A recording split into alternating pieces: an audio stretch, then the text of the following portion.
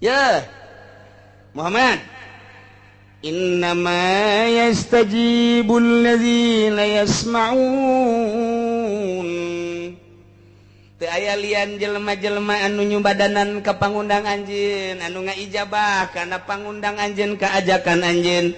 Jelema anu nuturkeun ka ajakan anjeun mah, jelema anu manut ka ajakan anjeun mah. Eueuh deui, iwati alladzina yasma'una, jelema anu ngadarengekeun ka omongan anjeun. Ngadenge teh lain sakadar ngadenge tapi sima atafahumin wa tibarin, ngadenge nu bener-bener sampaikan ka detail paham jeung dijadikeun itibar di mana-mana anjeun dakwah kemudian ngadenge nuturkeun ka anjeun engke ge aya tata nu kitu jelas nu bakal nuturkeun ka anjeun nu bakal siap dakwah jeung anjeun nu bakal siap ngabantu anjeun nu kena dakwah anjeun jelema nu ngadenge ka anjeun.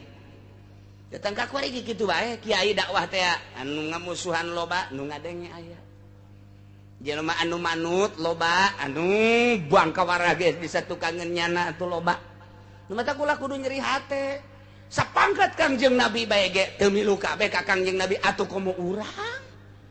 Geus sakieu ge geus alhamdulillah nu mantak pangistimewa kiai teh nu bersyukur.